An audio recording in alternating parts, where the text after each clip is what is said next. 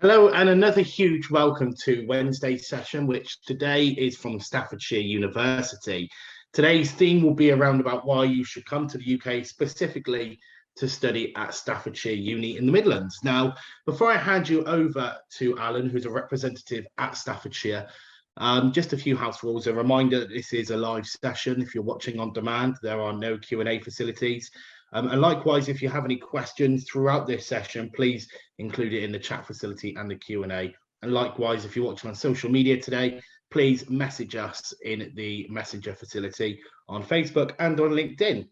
Just a quick heads up what's coming up for the session. So we'll have a presentation from the University of Staffordshire, postgrad.com, what's coming up, an opportunity for you to win £500 and what's coming up next. But without further ado, I'd like to hand you over to Alun, who is a senior lecturer in modern history. Alun, if you'd like to come on, I believe you're going to be sharing your screen, doing a presentation, and then we'll have a Q&A at the end. But for now, I'll hand you over to Alun. So as you've just heard, my name's Alun Thomas, and I am senior lecturer in modern history at Staffordshire University. And today I'll be talking largely about my own higher education institution in the UK, where we're based, what we represent, what kind of courses are on offer from us.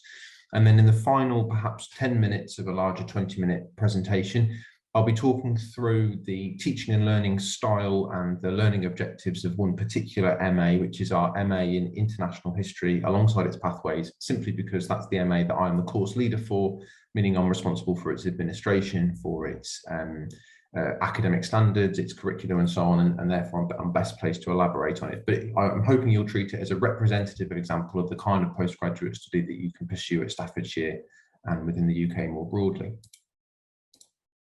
Okay, so the first opportunity therefore is to introduce my own institution.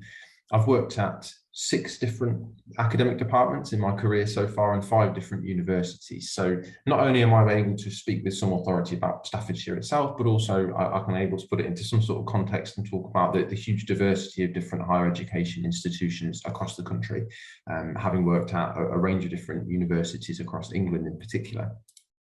Okay, so a little bit of history and background to us.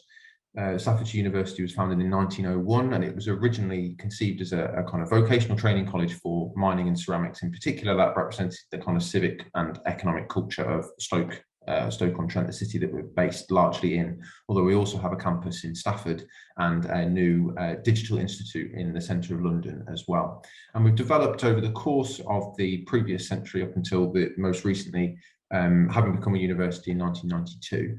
And we have been innovative in a whole range of different disciplines over the course of our, let's say, 120 odd years of existence, not only beginning with things like engineering and ceramics and mining and those kind of skills too, but then pioneering in a whole range of different things that are a million miles away from those original subjects. So, for example, we were pioneers in the teaching and learning around computing and the use of computers, and then a subject that's particularly close to my own heart, as a historian and someone who increasingly works on the contemporary world as well. I'm currently based in the Department of International Studies and History, and in the 1980s, Staffordshire University was nation leading in the study of international relations as well. More recently, our kind of digital profile has grown more and more, hence the development of the London Institute. So we launched our first esports degree, for example, in 2018, and we have a very significant and large and growing cohort of students studying things like computer game design as well.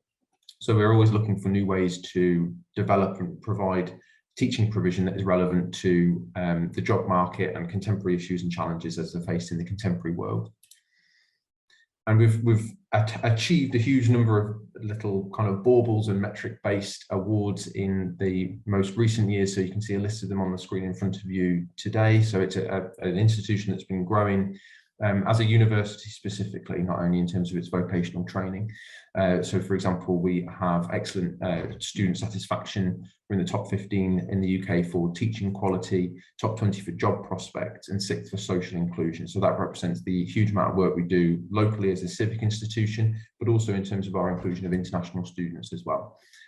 So the metrics are a good indication of the progress that the university has made in recent times. I think the student satisfaction award is particularly noteworthy just because, of course, in recent years, in particular in response to the pandemic, student satisfaction has been a more difficult and challenging thing to provide for and attune to.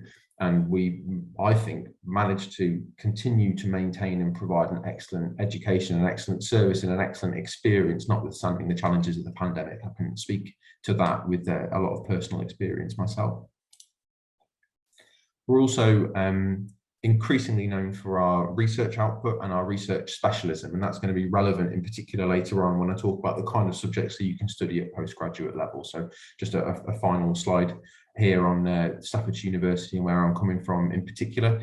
So our 87% of the research that we contributed to the most recent Research Excellence Framework process was deemed as very considerable or outstanding. So we have hugely increased the amount of research that we publish as members of staff that is considered world-leading, outstanding, or significant in our fields. And the REF, for example, is something that I was quite closely involved in and made a significant contribution to. And I can say that it's really should not be seen as separate to the teaching provision that we provide. Research and teaching absolutely go hand in hand at Staffordshire, and in particular at postgraduate level, where, as I'll go on to talk about, the teaching becomes that much more specialised, that much more discipline specific, and the importance of having researchers and teachers who are specialists in their field providing teaching expertise to provide those postgraduate qualifications becomes even more important than at undergraduate level.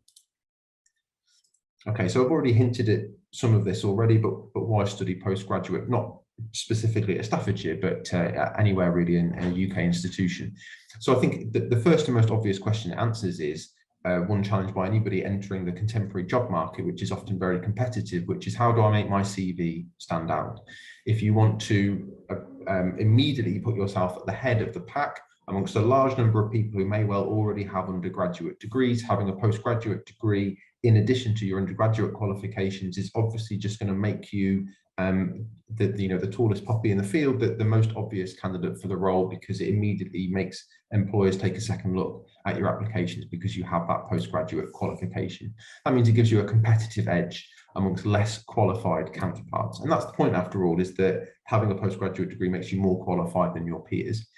It's not only a valued qualification in the UK, but most postgraduate qualifications that we would offer at Staffs and that any other leading institution in the UK would offer have a prestigious internationally recognised quality to them as well. So they're going to be valuable to you in an international job market, not just a domestic one. It shows a higher level of expertise, improving your employability in a competitive environment because that you've spent that much longer studying a specific topic, and it offers a degree of specificity to your knowledge and expertise that couldn't be guaranteed at undergraduate level, where by necessity your teaching is naturally going to be a lot more broad and include a whole range of a kind of holistic summary approach, but no or less opportunity for you to really dig down into the detail of a specific issue, challenge, or skill. So you can upskill and reskill through your postgraduate degree, but also whilst you are once again a member of a higher education institution, as for example at Staffordshire, you also have an opportunity to pursue other micro-credentials and to use the resources of the university to its full potential to broaden yourself out and find other skills and areas of knowledge that you wouldn't otherwise have been able to do. So having access to the library, having access to our various other learning facilities means that you can, yes, attain your MA or your postgraduate degree of any other kind, your MSc, for example, but also you can acquire different things that you can also list on your CV, different experiences and career-based skills that you can sell to an employer in the future as well. And you can specialise beyond postgraduate studies after that point as well too. So it's well worth a consideration if you're thinking in terms of your career. Of course, in some ways, postgraduate and undergraduate study are very similar because the variation in terms of what is provided across different higher education institutions can be quite considerable. So choosing the right institution for you and choosing the right postgraduate course for you is a really difficult and hard topic, and that's why logging into a session like this is such a good idea after all, because it means that you're learning a little bit more about the larger kind of UK environment as well as a specific institution as well. So you want to choose your postgraduate degree very carefully, think about who it is that will be teaching you on that postgraduate degree or supervising you if it's an independent research-based postgraduate qualification, to make sure that you are being taught by people who are leaders in the field, who have relevant expertise, and who can guide you potentially also in the postgraduate kind of employability sphere as well, and give you pointers in terms of industry specialism and that kind of thing. Okay, so we take our own postgraduate experience extremely seriously at Staffordshire University. I can say, for example, that whether you are a distance learning postgraduate or an on-campus postgraduate, whether you're an MA or a PhD student, or you're doing an independent or education-based teaching-led qualification, the same experience and the same set of facilities are made available to all people. Okay, there's a lot of practice-based expertise and research training. And we have a dedicated zone both on campus and in a digital sphere, a social environment, but also one in which specific opportunities for further training are made available to our postgraduate students as well. And there's an awful lot of support and guidance specifically from your own tutors. So you need to think as well about the kind of institution where tutors have the time and the space to provide one-on-one specialist attention to you, because there's a big difference, for example, between a university or another institution that provides a kind of a one-on-one mentoring service, in inverted commas, that's very generic and really catering to all comers, and then those institutions where the staff feel they have the time and the capability and the capacity to provide one-on-one attention to each individual one of their students or the people on their courses, because that's the specialist kind of support that you need, not the kind of generic employability-based support that anybody with one eye on the job market potentially could provide. So at Staffordshire, and this again is representative, I think, of the larger university sector, we have a range of different types of and methods of study. So you can, as I've already mentioned, study on a taught course that's led more specifically by members of staff, where you'll follow quite a structured set of assessments and be given a series of very particular tasks to do to acquire your qualification.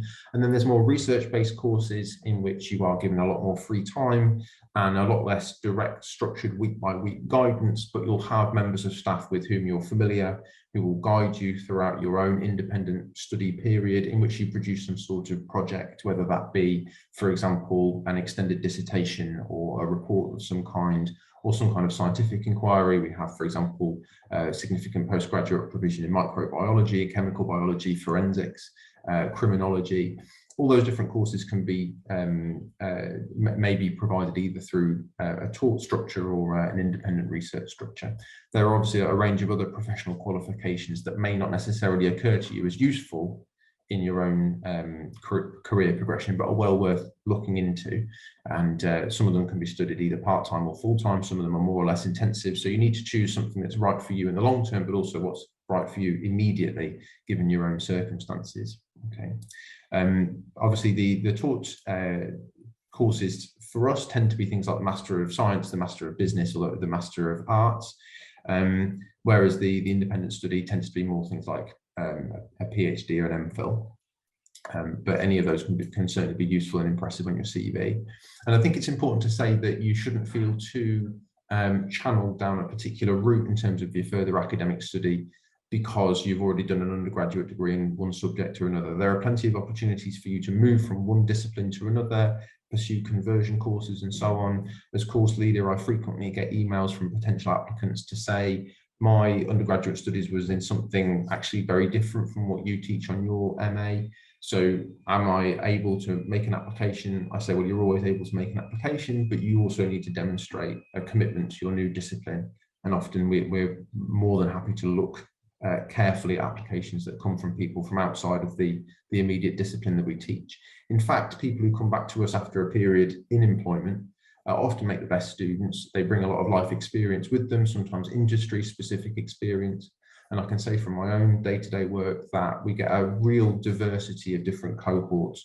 And that's one of the pleasures and benefits of the postgraduate experience as well, is that the cohorts tend to be more diverse, and that means you make connections with other people relevant to your vocation or your discipline, or your future employment interests, who may already have experiences to share and things that they can teach you on a peer-to-peer basis, as well as tutor to student too.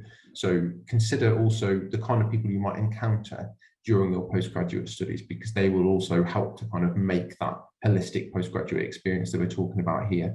We get people from all over the world on our MAs, and many of them come from industry. I'll go on to elaborate on that a little bit more in a moment.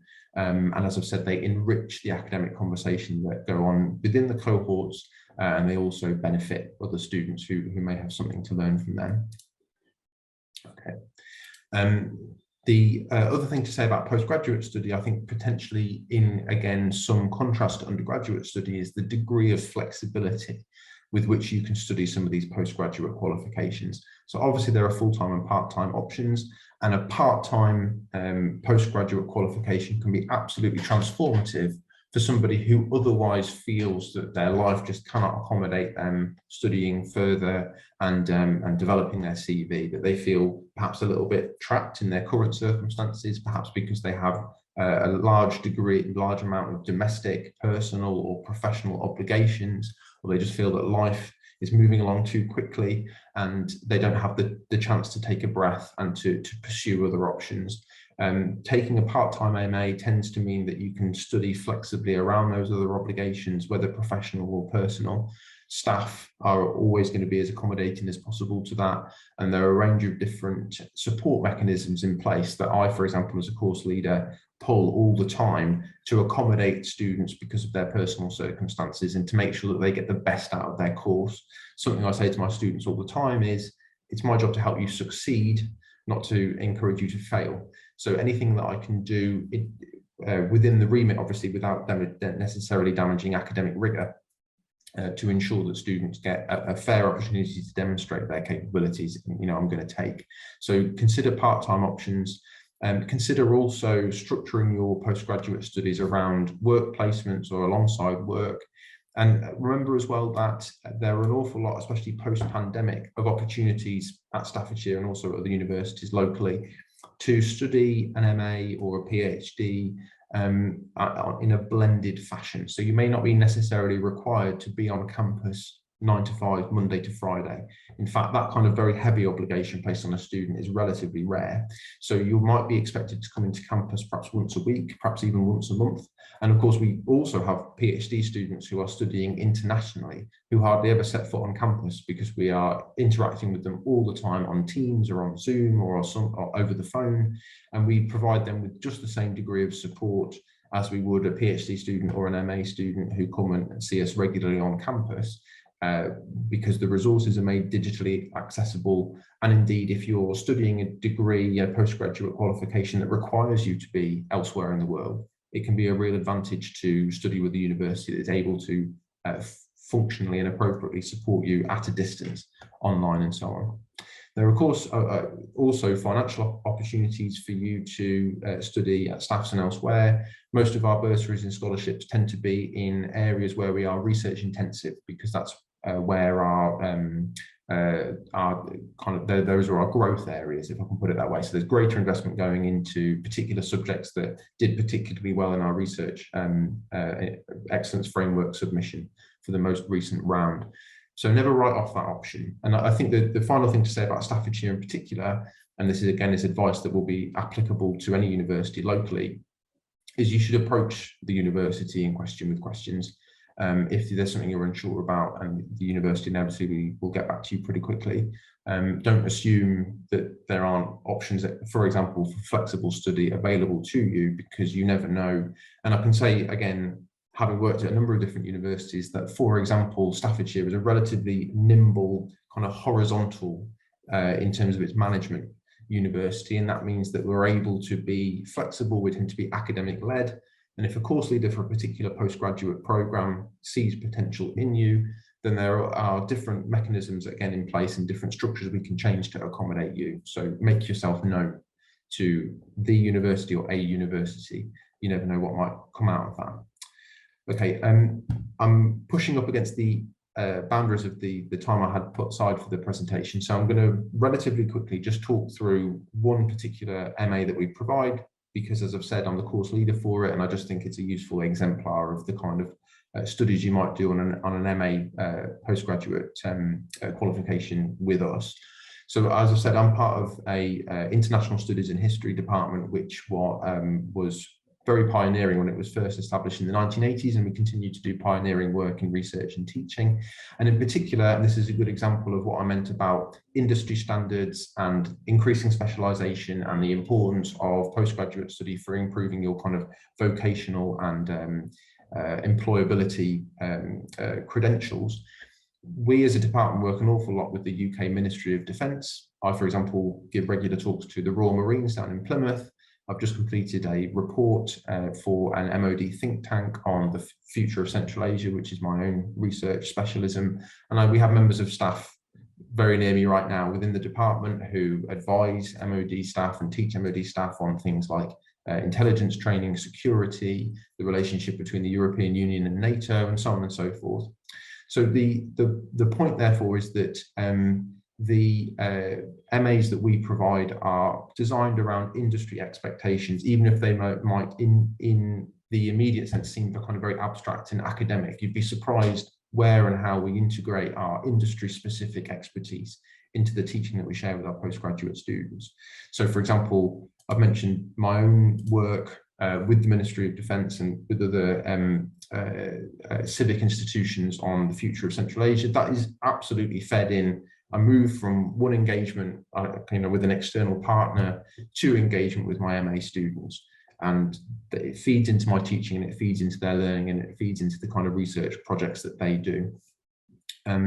So the way in which I kind of tried to map that out here for MA International History, you can see the kind of range of different skills and subjects and layers of interest for the MA that I provide. This is a screenshot from the module handbook, and for those of you listening rather than watching, it lists the different skills that you can pick up as a member of the student cohort on MA International History, and it's geared not just towards learning more about history, but about academic research skills, independent research skills, engagement with theory as well as praxis, and ultimately it feeds into that way in which we can, in this case, use history to better understand the contemporary world, advise on policy, and think about civic engagement, diplomacy, international relations, defence and security, and so on and so forth.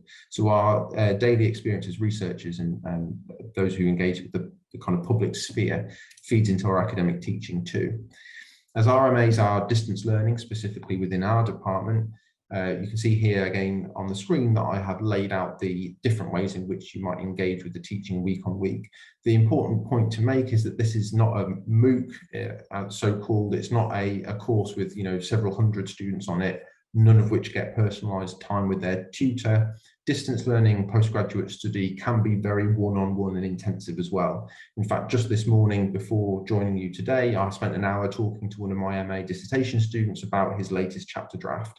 And we had an in-depth conversation specifically about his research interest and his research output and what he's going to do with his MA post-graduation based on what his dissertation research was about.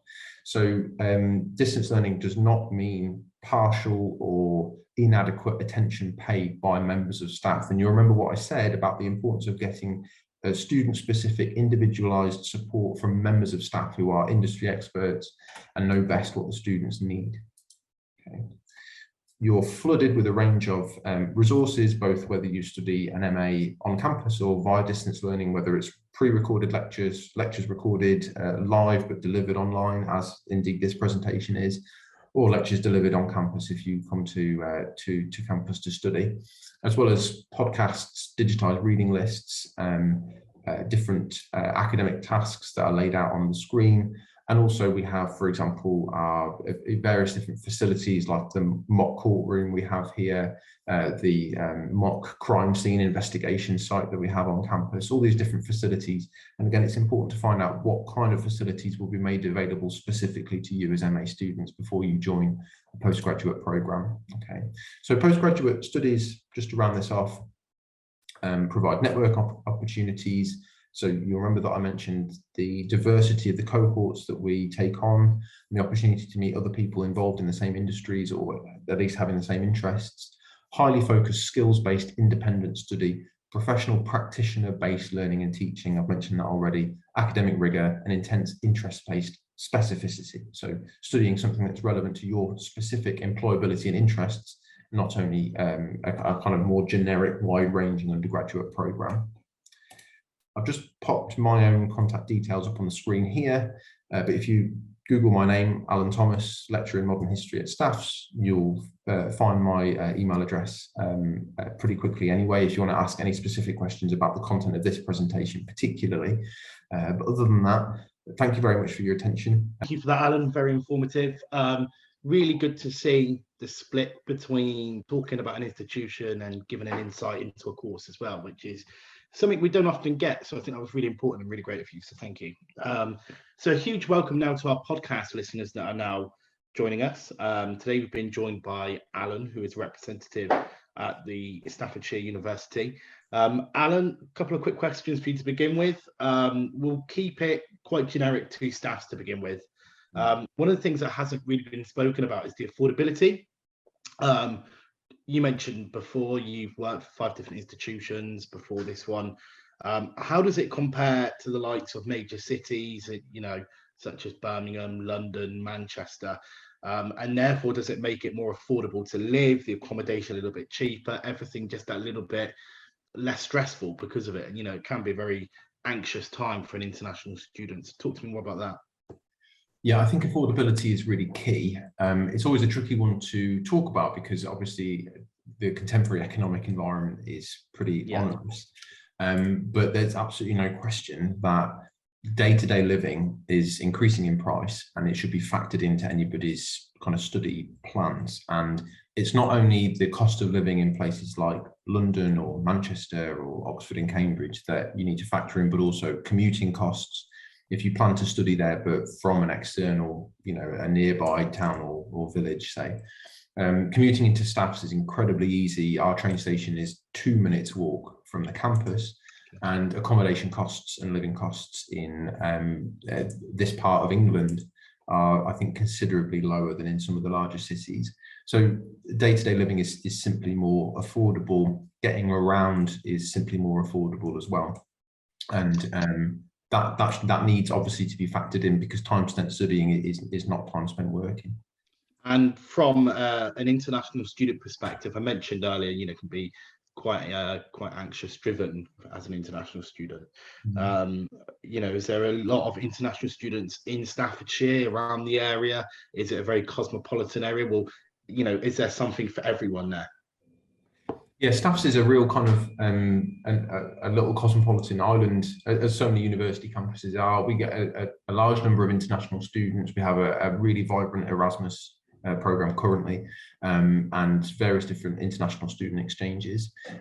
Certainly on our postgraduate provision in particular, I would say the division between international and domestic students is probably roughly 50-50. Okay, and as a result, obviously, from an international student, you're not going to feel left out. There's plenty for you to do if you're worried about coming over, meeting new people. Is that the norm for an international student in Staffs? Yeah, I think UK universities generally are good at, and students' unions are good at welcoming international students. But certainly here, the point I would make about a smaller, more, as I've said, more nimble regional university is that you won't be one face amongst many. You can't be lost in the crowd. People are keen to get to know you. Staff are available and able to get to know you. And again, as you say, I've worked at a number of different universities. I've never known a university where I felt so able. I could name all my students. I get to know all my students, and I find out not just kind of what they're like and where they've come from, but also what they want. And I can cater my teaching provision and my resources to what they want out of their studies. That's something I absolutely did not have the opportunity to do at some of the other universities where the structures are just that much more kind of controlling, frankly. Yeah. That was going to be my next question, actually, about class sizes, because you mentioned towards the back end of your presentation there about, getting to know everyone, much more niche classes in terms of knowing everyone's first name. They're not a number, they're a name, which is important, which you mentioned then. Other universities, the bigger universities, it's impossible. Are the class sizes naturally smaller as a consequence, and does that help with learning? Yeah, so from just as an aside, our undergraduate classes can be quite large, and we've taken on staff recently to accommodate larger kind of provision we provide at an undergraduate level. But postgraduate classes tend naturally to be smaller because they are more specialised, and they tend to mark a student out. So for example, on my current MA cohort, we have, I think it's between 10 and 15 students. So you can imagine the degree of interpersonal exchange they get with each other and with me is really quite considerable. Yeah. And are the modes of study questions always come in about, especially post-pandemic as well, coming up the other side of the pandemic, certainly, about the ability to do things online? Are the courses blended learning still? Are they all back face-to-face? And do they have the option of doing things as online only? Yeah, it's interesting. We found ourselves, I think through circumstance, really in a really positive place during the pandemic, because we were actually able to return to on-campus teaching pretty rapidly, earlier than a lot of the other universities, because of the campus is not so dense, and the teaching rooms tend to be sizable, and so we were able to maintain social distancing and all that kind of thing. So we've been teaching on campus now for quite a long time already, but we also have this kind of digital niche that we've been developing over many years, and so a lot of teaching is blended. Students have the choice, resources are all available online. Almost all our university library resources now are online, so in principle there's never any cause to come onto campus. But the postgraduate programs vary. There's some that's distance learning, there's some that's blended, and there's some that's on campus. But the point is flexibility and choice is at a premium, I think, is at a maximum. Does it matter from a student perspective? So if they go on and apply and they're going, right, I don't know whether to do face-to-face or distance learning, or so an online course, does it show on their application or CV moving forward?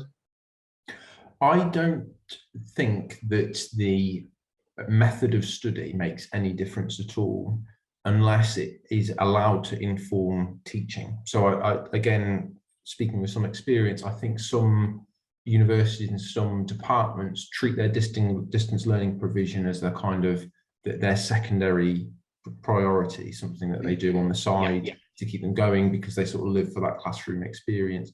Because our distance learning provision is highly personalized and bespoke, small cohorts, and we're able to build up these interpersonal relationships, the provision is just as high quality as you would find on campus. And really, therefore, what is the difference in terms of learning experience? I mean, the point is that students are able to engage in academic conversation about their subject, and to get what they need from their tutors, who are, after all, the kind of core of everything you do at postgraduate study. So I don't think there's any kind of distinction to be made as long as the provision is delivered with conviction. Exactly. I mean, we'll have a couple more questions. One of the pressing questions you've had quite a few times actually in this session has been about IELTS and English language testing. What proficiency is there in terms of passing the requirements required to become a student effectively at the university? Is it the same cohort as everyone else, or is it higher or lower? So the admissions office are quite careful about obviously making sure that they only take on students who are sufficiently proficient in English that they can succeed in their course, because it wouldn't do anyone any good if we took on people who then struggled because their level of English wasn't sufficient to pass. But there are there's flexibility in the sense that we can test an applicant's English in more than one way, not just based on a kind of a qualification that can imply perhaps even greater proficiency than is actually available. So and speaking to someone who also works in Russian as a non-native language, having a qualification and then maintaining your aptitude in a language day by day are two different things. So I think it's always worth approaching an admissions office and asking and seeing what they say first and foremost, rather than writing yourself off. Yeah, makes total sense. And the final question would be around funding and scholarships, always a popular one. Now, what I know you've touched upon it already in your presentation, but for those listening that wouldn't have watched the presentation, what funding and scholarship opportunities are there, and do you work with external providers, with the likes of, just to name a few, Chevening and Marshall, scholarship or international scholarship providers? And do you help them step by step from an admissions office perspective? Yes, so where we do take on students funded, for example, through bursaries or funding, it's quite an intensive process of support. And the specific use of external providers, I'm sure we do, but I'm not in a position to advise on who they are or how. But I know we have a very active international office and presence in a number of different international contexts. And that's something that's the university is really growing, in fact, and keen to grow. And I've been involved a little bit in some of that myself because of my own international contacts. But the thing I would say is that the kind of provision that the university offers for bursaries and funding varies quite significantly year on year, depending on the university's research priorities, because postgraduate studies are so intertwined with our research output and our research excellence. So I would say it's something you want to check regularly, because you never know what's going to crop up. Absolutely. Alan, thanks for your time, very much appreciated. That's everything from Staffordshire University today. So we're just going to run through about what postgrad.com's got to offer really quickly for those of you that haven't seen any of the sessions this week. So we're the #1 postgraduate program provider in the world, over 200 countries for you to study at.